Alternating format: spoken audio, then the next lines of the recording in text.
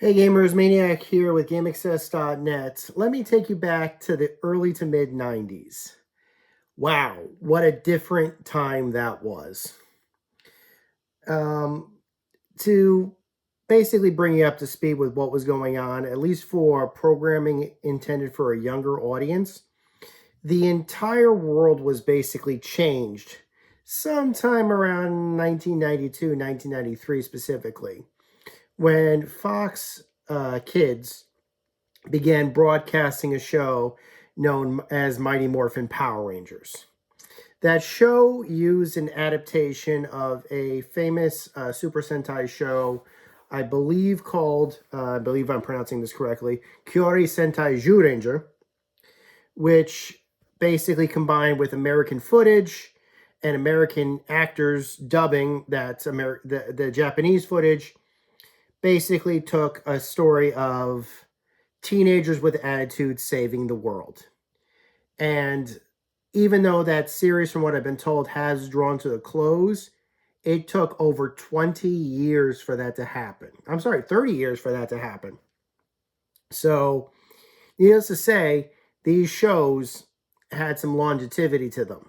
People like the action, people like the story, people like the actors, the characters. I'm not going to complain.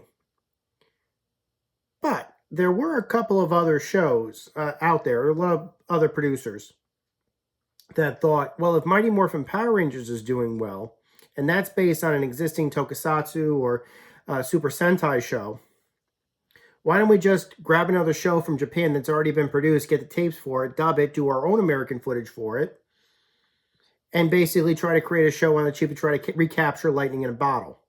Saban, who was at the time producing Mighty Morphin Power Rangers, tried twice. I take it back. Tried 3 more times after that to recapture lightning in a bottle. The first was a show called VR Troopers. The second was a show called Masked Rider, which was an adaptation of the Kamen Rider series. We won't less said about that, the better. And the third was a show called Big Bad Beetleborgs, which was very much comic book inspired. But we're not going to talk about any of those shows. We're not going to talk about anything further that's Saban made. We're going to be talking about a series that was made by Deke Entertainment. And that series was called Superhuman Samurai Cyber Squad, or SSSS for short. Now, this was a series that lasted about, I would argue it lasted a year. I believe the official statement for it was it lasted 2 years because it was kind of on that 1 to 2 year cusp.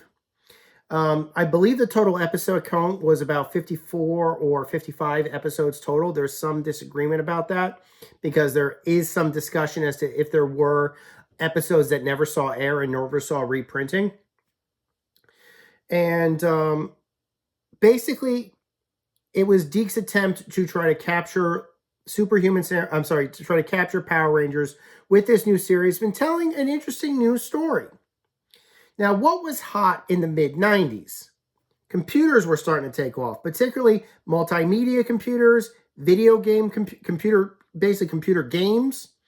The internet was just starting to take off, although I would argue it would probably be about 2 more years before it really took off.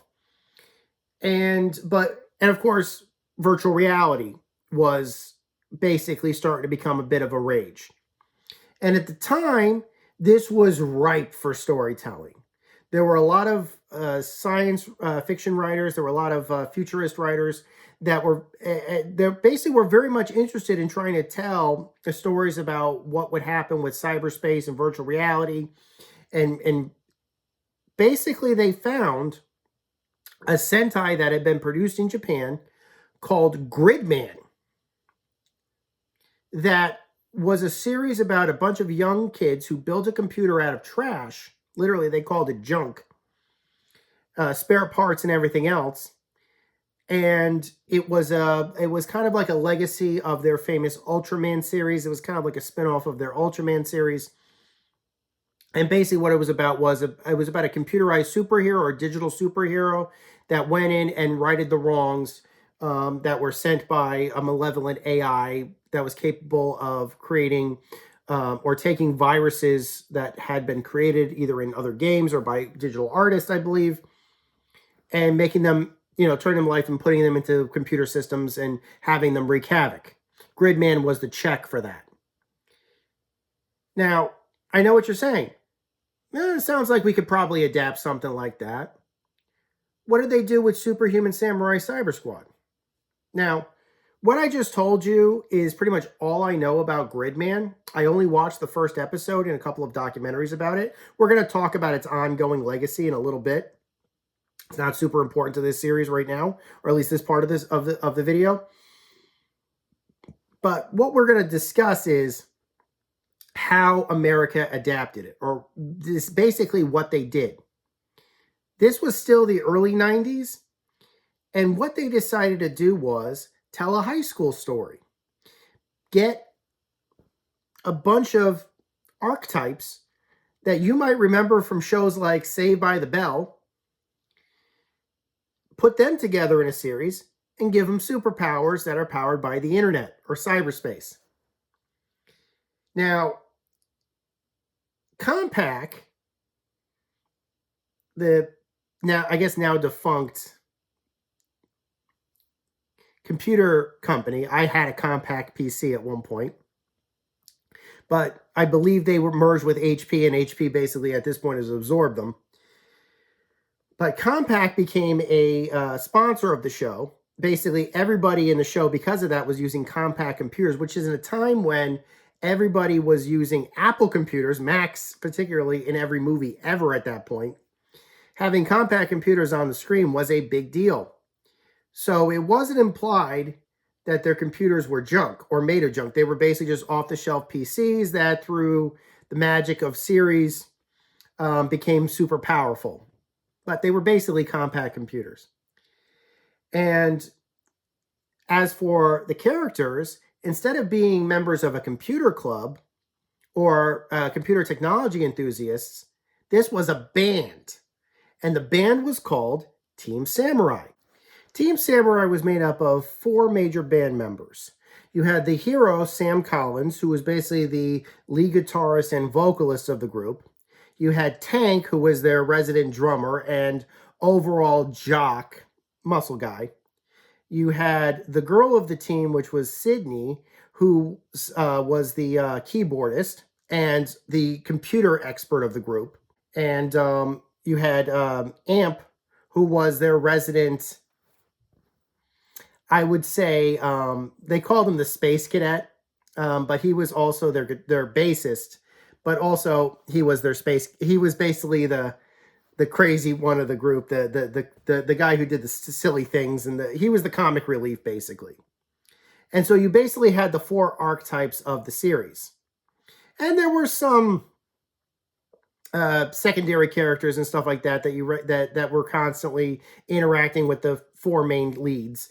You had the girlfriend of the lead, Jennifer, who was Sam's girlfriend in the series. And she was the quintessential nice girl, and basically.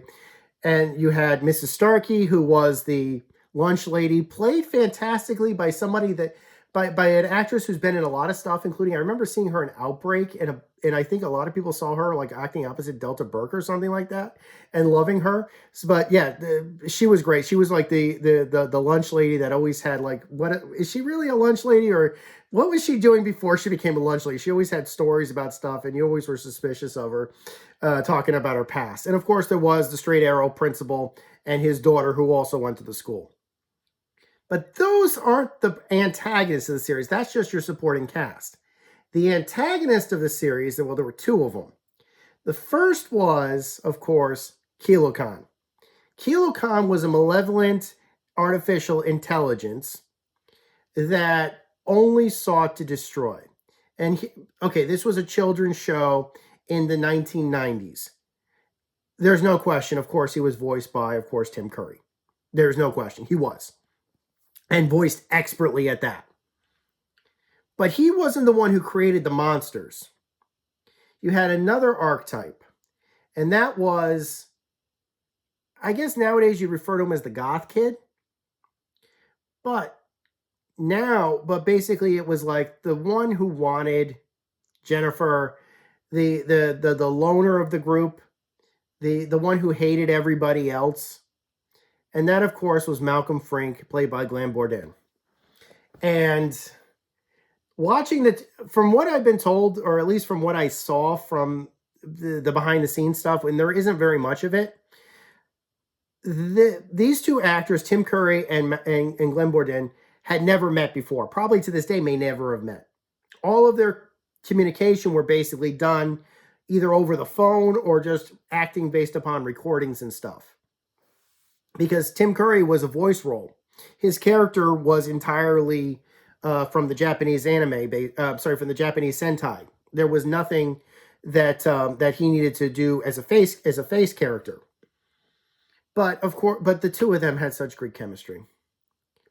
And so let me, I guess, bring you up to speed for how the series started. The series started with a 3-part series, which, by the way, was pretty epic for a children's show at the time. I think VR Troopers did a twofer for their first episode. Mighty Morphin Power Rangers had everything set up on like the first episode. Like everything was established on the first episode. But for Superhuman Samurai Cyber Squad, they had to set up it took them 3 episodes to set up everything. And let me run by exactly what happens to the beginning of the series. Basically, Team Samurai is starting to form up. The 4 characters are already friends at this point. They want to start a band. At the same time, Sam Collins is interested in starting to date this girl, Jennifer, at school. And so there's some tension there between Sam Collins and Malcolm Frink, who also likes Jennifer. Although, to be honest, at no real point in the entire series are any of our heroes of the show ever truly antagonistic towards Malcolm. They never bully him. They never really insult him. They don't really interact with him that much, but that's because he's made it clear that he really doesn't want to interact with them, so they usually leave him in peace. And most of the time in the background, he'll just sit and stew and make plans and stuff like that. But in this case, this is one of those things. This is the first time we see that happen. Sam decides he wants to ask Jennifer out. He doesn't know her number. She never listed, the number is never listed, it's explained, and she wasn't on any computerized database at the time. So Sam pulls a trick to basically get her number. He gets her number, and they decide if they want to go on a date or not. And she agrees to go on a first date with him. But Malcolm doesn't like this very much, doesn't want him to successfully make his phone call. And tries to basically start scheming up ideas for how to mess up this phone call, basically. Shutting down the cellular network, cutting, basically all practical issues. And then Kilo Khan, who's free and surfing the web, finds Malcolm's computer and downloads or streams himself to Malcolm's computer and is very impressed by all of the digital art that Malcolm has made and offers to take Malcolm's art, he basically draws up digital monsters. Yeah, this guy is a digital artist about 20 years ahead of his time, 30 years, whatever. I mean, not 30 years ahead of his time, but he's certainly many years ahead of his time. Digital art was not very common back then. It was only done in video games and demos. So to see him, make digital art, crude as it was, at his age, was very impressive. And Kilo Khan decides to, if you let me make this thing go to life, I'll set it wherever you want. And they agree. They form an evil partnership where Malcolm would create viruses or designs for viruses, monsters. They called them Megavirus monsters in the series. And Kilo Khan would bring them to life, and they negotiate where it would get sent and what kind of havoc it would wreak. In this case, for the very first episode, they sent it into the telephone system to basically cut off all telephone access at the time, which cuts off Sam's number. At the same time, Sam is practicing his guitar work, and he basically plugs his equipment into the computer to basically do a digital sample, basically start doing digital recordings of his guitar work. And just as that happens, a power surge hits the computer and he gets sucked into the computer. And a little device, or I should say a bigger device, straps itself onto his wrist that he cannot get rid of, he cannot remove. And that becomes a digitizer, a digitizing device. I believe they called it when they later discovered it, they called it a samuraizer. What had happened was that this program had, at the same time Kilo Khan had sought out Malcolm Freak, this program which had no sentience. In the Super Sentai, it had sentience. But in this case, this program had downloaded itself onto Sam Collins's computer, which made it super powerful. Of course, it's a compact and there's a sponsor, so it had to be super powerful, and allowed Sam Collins, once the attack came out, once Kilo Khan launched his first virus, digitized Sam Collins into the body of Servo, sucked him into the virtual world, or the digital world in this case is what they called it, sent him after the virus, and they basically decided to have a big fight. Sam Collins wins his first battle, undoes the damage of the virus, returns back to the real world afterwards. Malcolm and Kilo Khan are like, what the heck is this? What is this? And allows, once Sam comes back, he makes his date. He makes his phone call. He has his date with Jennifer. Second part, he starts telling, he tells Tank and he tells Sydney about what is going on. They realize, or Sydney at least realizes, that the computer is a lot more powerful than it was and has a lot more features than it did before. So she can corroborate at least the computer side of this.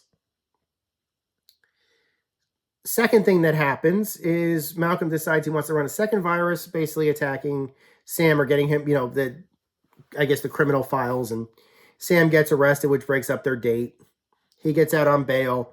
He realizes it's probably another virus. They get sent in. At this point, they start realizing that Sydney and Tank can basically send in machines to assist. It was like, first machine they discover is called the Drago program. Tank pilots it as a mech kind of thing, or as a spacecraft. And he assists Servo in basically battling this second virus. Everything is undone. Sam's record is cleaned out. But of course, Jennifer doesn't want to talk to him anymore after how she was embarrassed. So, third episode. Sam decides he wants to find some way to win Jennifer back. He starts writing her song. Team Samurai gets their first gig. Amp joins as the bassist. And the third virus is sent out to interrupt the school dance, which is where Sam was going to play and try to win Jennifer back.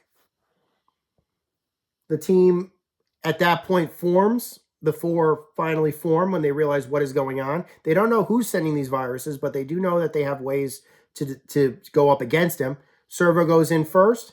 After that, they discover 3 more robots, mechs, basically. Vitor, Tractor, and Boar.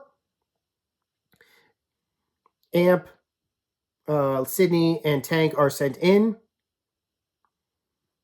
They assist. And they stop the virus. The barrier is lowered. The band performs at the school dance. Sam gets Jennifer back. And we have a status quo. And that status quo, with 1 or 2 exceptions, is established for the rest of the 50 episodes of the series. It was awesome to watch that every day. I usually would watch it every morning before I'd go to school. And trust me, I would tell you this right now as somebody that's a grown man who finished school, who has his degree. I probably learned more useful stuff from watching that show than I ever did in any school, at least not at that time. Sorry to tell you that. The show was not just entertaining. The show was really entertaining. But I mean, it really was. You had a great cast made up of Glenn Borden, Tim Curry playing the villains were great. Sam Collins, I don't think I mentioned this before. Sam Collins was played by the young Matthew Lawrence.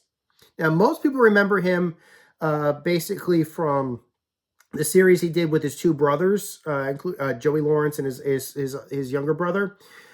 That show did major, like that was a major show for the Lawrence brothers' career. But at the same time that Superhuman Samurai Cyber Squad came out, Mrs. Doubtfire came out, and he played the son in Mrs. Doubtfire, and that was a great movie, and he was great in it too. So props, obviously, to the entire cast, Matthew, everybody that worked on that show. I want to say from the bottom of my heart, you guys did you guys did great. Like I loved it. I loved it. All of you guys. I can't say a bad thing about any of you, and I won't. So basically, I just established a status quo for you. What was the series like? Well, basically, the series at that point kind of became episodic. You'd have a problem of the week where basically something would pop up. Malcolm would overhear something like, oh, Sam is going to go do this, or, oh, these guys are going to go do this. I'll make a virus. I'll screw that up.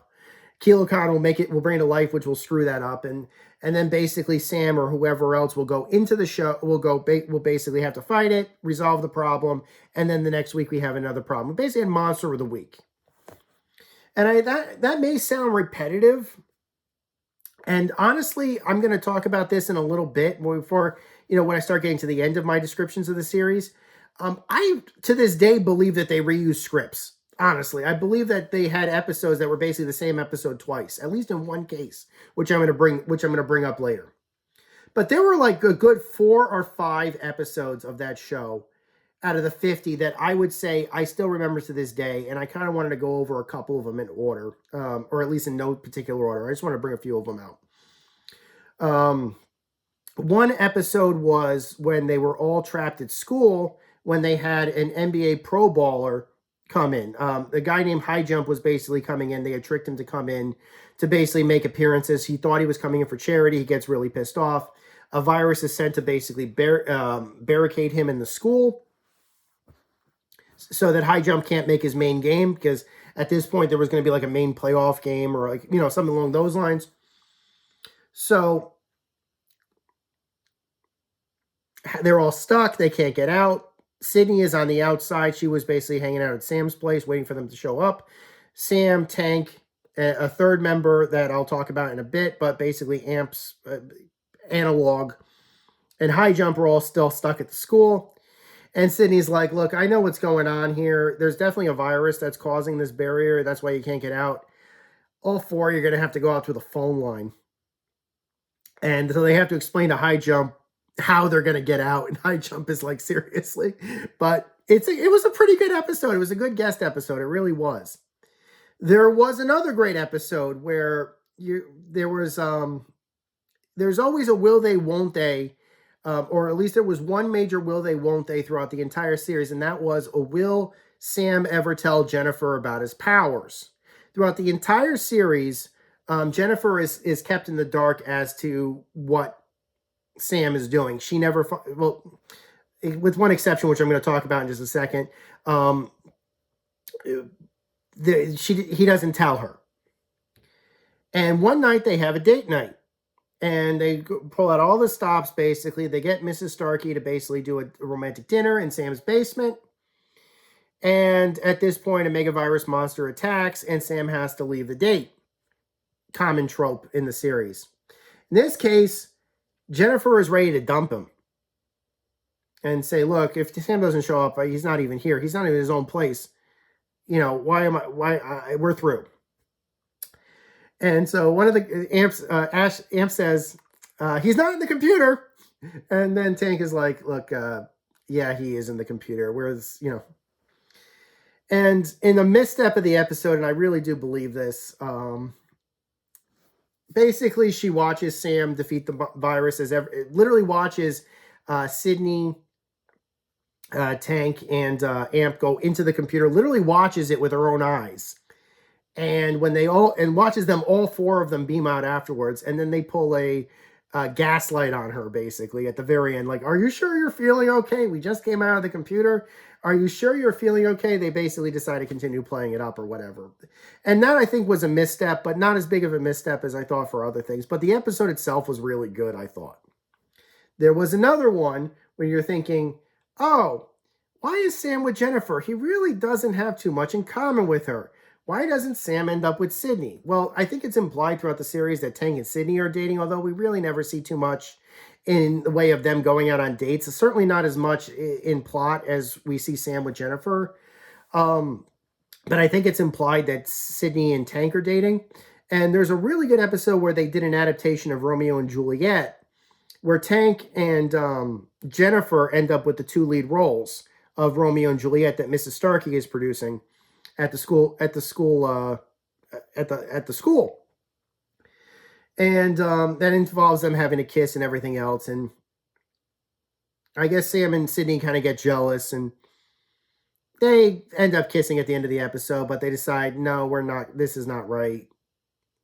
I don't think they actually tell them at the end of the series what, I don't think they said what had happened, but you know, that was kind of interesting. And then it kind of left the dynamic, will they, won't they, for like maybe another episode. Maybe Sam might leave Jennifer, or maybe, you know, Jennifer is ready to dump him at any given point.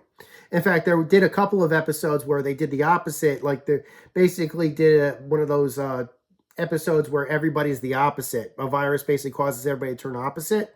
And so Sam turns into a coward. Ant becomes really smart. Tank becomes really smart. Ant becomes normal. Sydney becomes kind of like a Valley Girl kind of thing, if I remember correctly. Malcolm is not affected by it.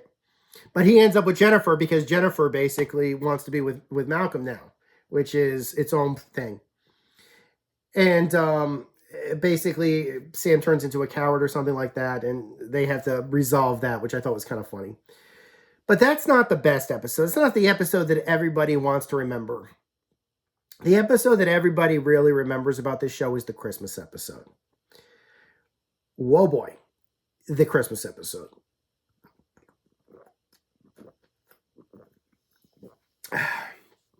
I needed this for this, because the Christmas episode, I can only describe what happened. I cannot do that episode justice. I believe to this day that the two-part Christmas episode, particularly part 2 of the Christmas episode, was originally intended to be the finale of the series. At that point, they had pretty much, it was like 35, 36 episodes in at that point. I believe that was the length of the original Gridman series. They had already adapted pretty much all of Gridman by that point. So at that point, I truly think they were trying to adapt the finale of Gridman. And they did. What happens is in part 1, Kilo Khan and Malcolm decide that they want to do a trace on Servo to see that if they can actually find out where his base of operations were to shut him down, either in the real world or in the digital world. So they put a trace and they find out that he's local. They can't get closer than that, but they do find out that he's a local guy. At the same time, Kilo Khan gets an idea that if he increased grid capacity, he might be able to expand his program further than it basically beyond Malcolm's computer. And even Malcolm mentioned just how long it took, at this time they were backing up to floppy disks. And yes, you could back up to multiple floppy disks. So it'd be like, okay, well, you've got this much storage capacity. I need like 50 disks or something like that. And that's not cheap back then, but Malcolm would do it. He was meticulous with his backups, but even he admitted that all the backups that he was doing was part of that was Kilo Khan, basically. He's like, you have any idea how many disks that I got to put in to keep you backed up? USB drives have spoiled us, is all I'm going to say. But needless to say, he gets an idea. Why don't we just tell it's the Christmas holiday. Let's just tell everybody to just start plugging everything in. Just make Christmas lights, have Christmas lights all over the place. Everybody completely decorate your house. Assuming, rightfully so, that if all the neighborhood houses were plugging in all of these inefficient light Christmas bulbs, yeah, you're doing it because you want to make Christmas cheer. At least you want to say you're making Christmas cheer. People will agree to that. It's like, it's Christmas. It's Christmas Eve. Go ahead. Put up all the lights. Everybody put up lights. People would agree to that.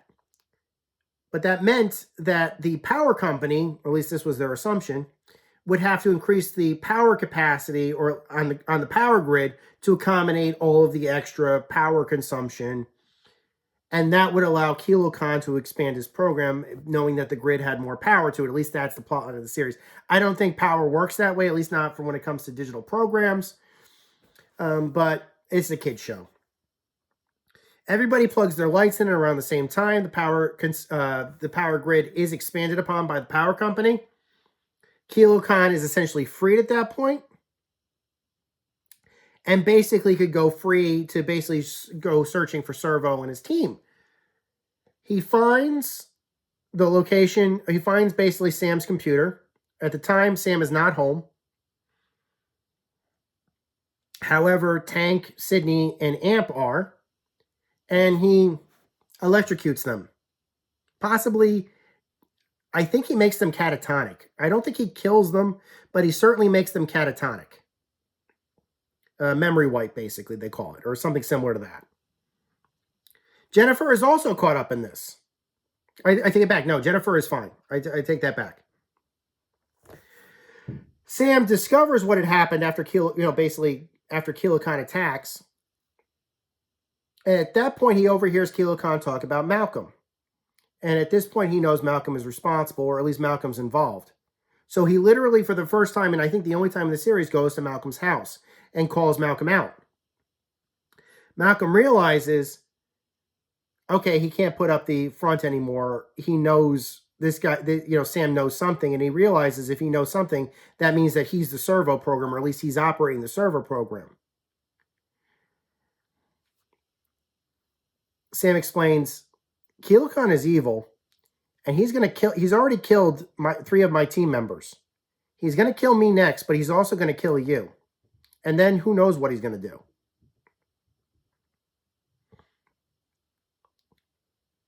Without a doubt, some of the best acting I've ever seen in anything, let alone a kid's show at that time.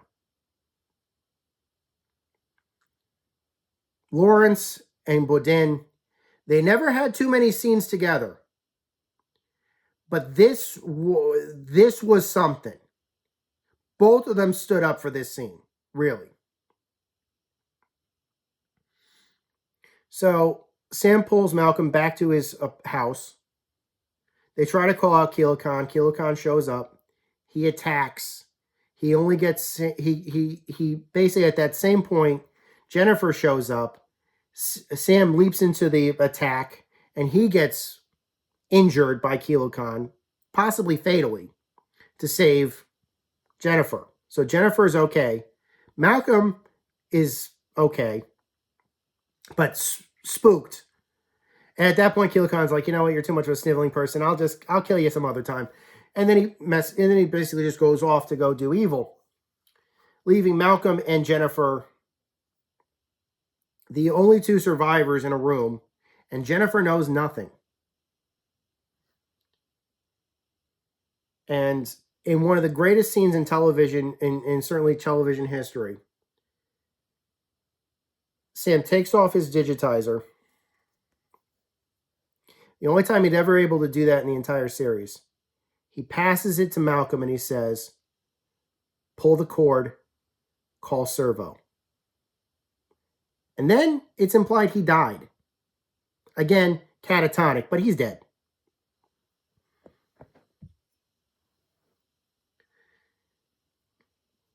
And at first you're thinking, is he going to go in there? Is he going to basically be the one to take out Kilo Khan? He puts the wrist strap back on. He says, I know one bar cord. Bring up the servo program. Jennifer assists him. Rips the cord. The digitizer flies off his wrist, and he's like, what the heck is supposed to happen? Servo's operating independently, but it's Sam's mind. Basically, Sam says that I must have been digitized into the wrist communicator or something like that. My mind is here. He's like, how do we get you back in your body? He's like, we can't. So basically, everybody's dead, and Sam is now trapped in the computer. He's saying, I can't return to my body. Sounds like a finale to me. Malcolm assists Servo from the other end with Jennifer's help. Servo goes in, has one-on-one with Kilo Khan, defeats him. Kilo Khan is actually destroyed in like episode 34. And at the very end, he comes back to say his final goodbyes, and he flies off saying, let's samurais. And that is, as far as I'm concerned, was the finale of the series. But they pulled a freaking amnesia trope. Everybody after that happens gets back up. Nobody remembers anything. Not Sam, not Malcolm. There's no reason for it. Even Jennifer doesn't remember anything, and she was involved. Malcolm doesn't remember anything from the past 2 or 3 days. He doesn't remember even why he's there. Sam's alive. Everybody's alive. They don't remember anything, but they're all alive. Malcolm goes back to his place. He's like, oh, my computer crashed. Loads his backups. Kilo Khan's back on. He doesn't remember anything either. And end of episode. Next episode, no big deal. There was no finale to this show. This show had no official finale. There was no final episode. Say what you will about Power Rangers. Countdown to Destruction, you could say, was a finale. It had a finale. There were plenty of episodes they could have ended on that were like big, oh, the evil has been defeated. Or, plenty of options to do that. 28 more episodes followed after that. Amp got replaced by another character named Lucky London. It was implied, of course, that Amp was, in fact, from outer space. He was an alien from outer space. He gets replaced with a surfer guy named Lucky London, who takes up the vehicle. And his catchphrase becomes Surf's Up. And for the next 20 or so episodes, it's basically the four of them basically just doing the same thing every time, basically. And that's okay. Because, like I said, the series was good. And I have nothing against Lucky London's character either. He did a great job. And it was cool to see a surfer guy, at that time, of course. Because surfing was really starting to take off. They continue to have great high-quality episodes with one exception I can remember. There were 2 episodes in particular that I can think of, both involving Tank. Usually something happened to Tank. One episode, it was like he was turned into an idiot. And another, I don't know if he was something else debilitated him. And in both cases, Tank had to relate something from basically to everybody, but his condition could not allow him to say it. Basically, I believe they were even fighting the same monster. Or a reuse of the same monster or something like that. But these were 2 completely separate episodes, but they used the same footage and they had the same major plot point. And that was that Tank had realized that there was an O-ring rocket or something like that could be fired directly upon the monster's mouth that would keep the monster's mouth forced shut. That would prevent the monster's mouth from opening, which would prevent it from its major, spitting attack or flame attack, or I can't remember what it was. And in the same place, you had the same beat in the 2 different episodes. Oh, I know what that is, the spinning ring thingy. I'll launch that. Done by the same vehicle, the same thing happens, and the same defeat is basically put into place. I don't know what you would call that, a reuse of a reuse of a reuse. But that was, as far as I can remember, the only time when they did a real major, just blatant copy or a remake of an episode. The final episode that, at least as far as I remember, I saw was an episode where Lucky, Malcolm, Tank, and Sydney are all out in the middle of nowhere. They're basically hiking up in the woods. And at that point, Kilo Khan decides to launch an attack where everybody loses power or something along those lines. So nobody has any power. Sam is completely MIA the whole episode. Matthew Lawrence does not appear. He only appears in stock footage. And it's heavily implied that in the episode that because Sam is not available, Tank has to go in and be Servo for the episode. And it's a clip show, which everybody's talking about their memories of Sam. Again, where Sam is, he just didn't, nothing happened to him. They just basically said he's not here, so we can't get him. We can't get a hold of him. So we got to go in and instead. Sydney had brought her laptop or something. And so with the help of a laptop and a little pinwheel generator, basically, that they mocked up, by the way, don't look too much into it. No, you wouldn't be able to get enough power from from that much, at least not for our charging for a battery for a laptop at that time. Although everything back then was using nickel cadmium batteries. So what do I know? But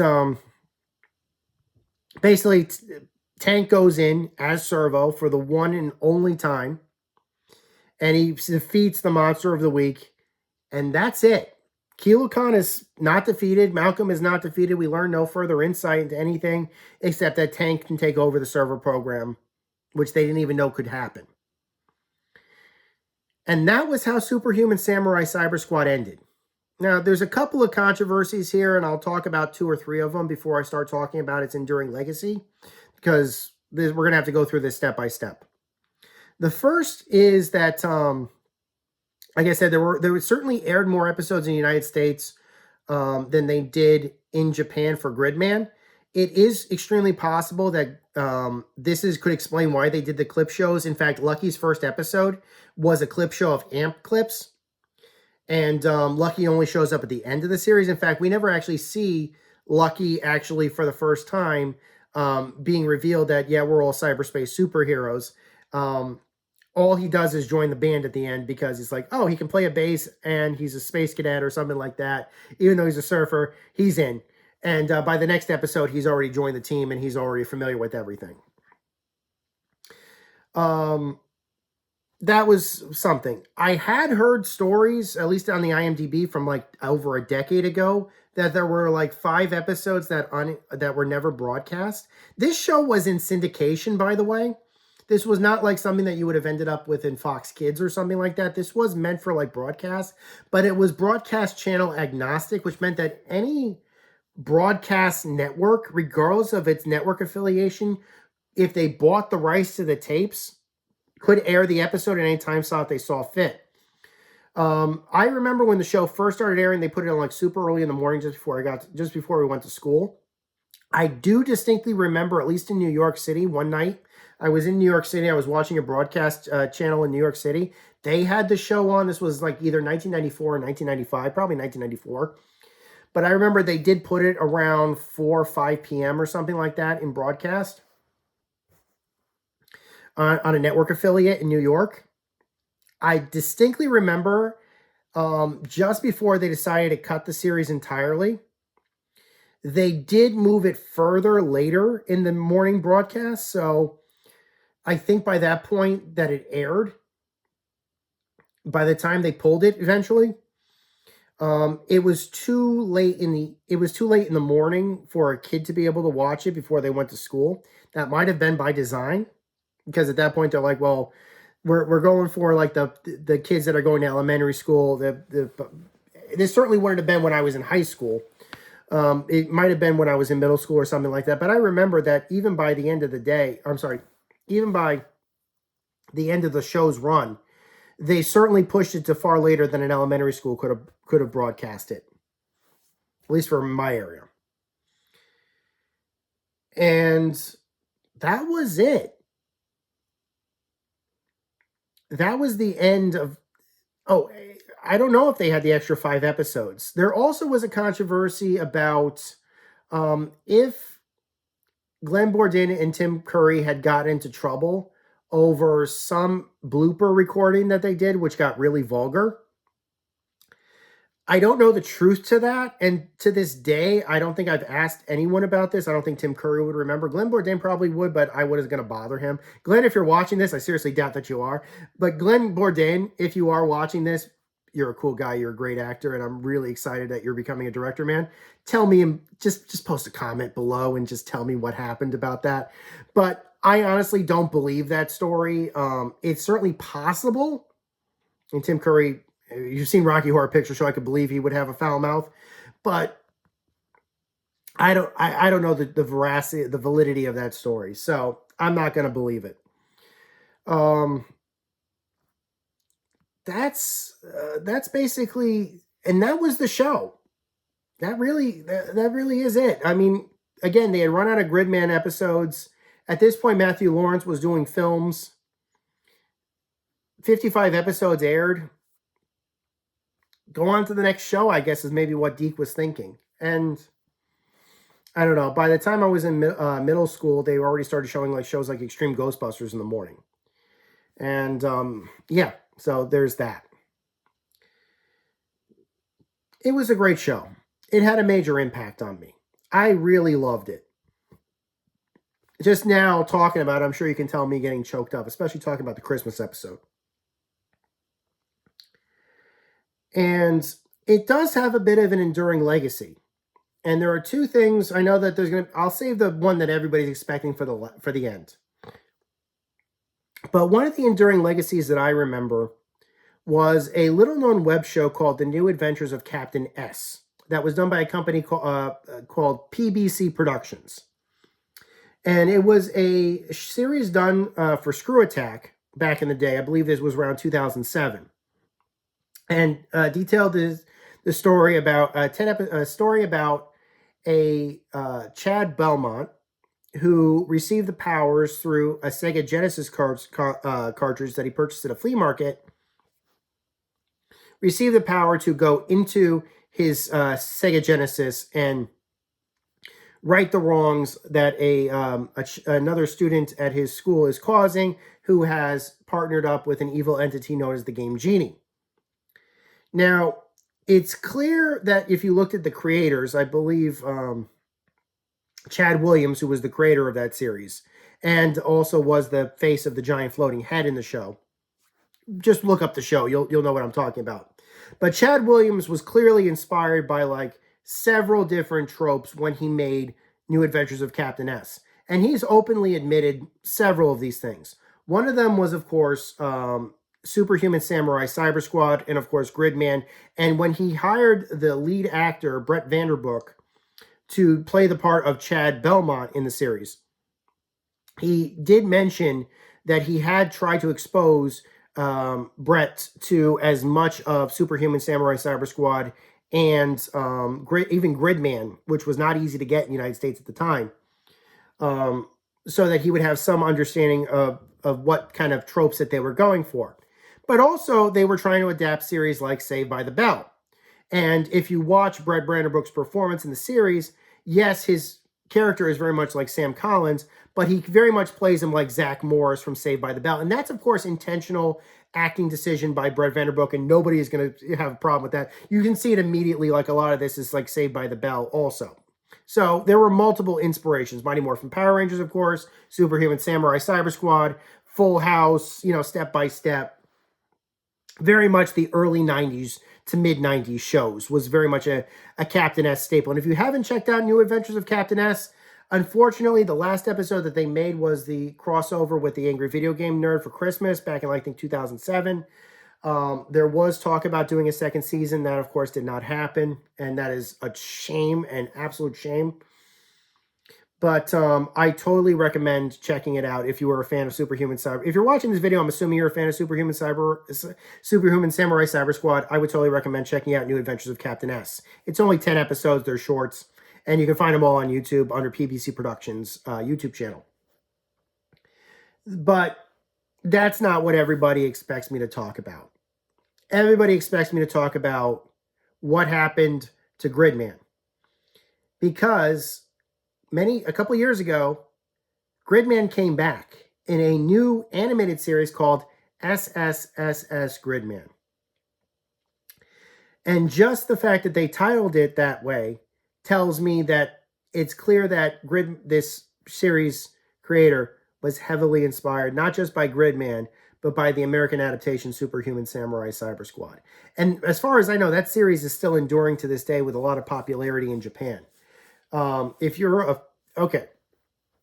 So, I've said what I've said. We've talked about, well, what were the enduring legacies of it? Now you're going to ask me, okay, so how can I watch that series? And that's where it gets really complicated. The series was released in 2 volumes in its entirety to DVD. As far as I know, those DVDs may, in fact, be completely out of print. The copyright on the series is probably still in place. However, I seriously doubt the trademark has lapsed. I believe that trademark is now defunct. And nobody is trying to resurrect it at this time. So it's very possible that you might be able to find the show. It's just, you're not going to, it just might take some searching and stuff like that. As far as I know, nobody is really claiming ownership of it at this moment. And like I said, the DVDs, I have the DVDs. I'm never going to do anything with those DVDs. The DVDs themselves were probably made off like the master digital tapes or videotapes from the show. So I would say search out the DVDs. If not, do a YouTube or Google search. You might find some episodes or something like that. Certainly, if you can, look up the Christmas episode, but watch the first 3 episodes first, just to get a handle about the series and about the characters and everything. And then once you watch those first 3 episodes, you can watch pretty much any episode that you want, at least in the first 35 or so, and you'll be fine. You know, you'll know exactly what's going on.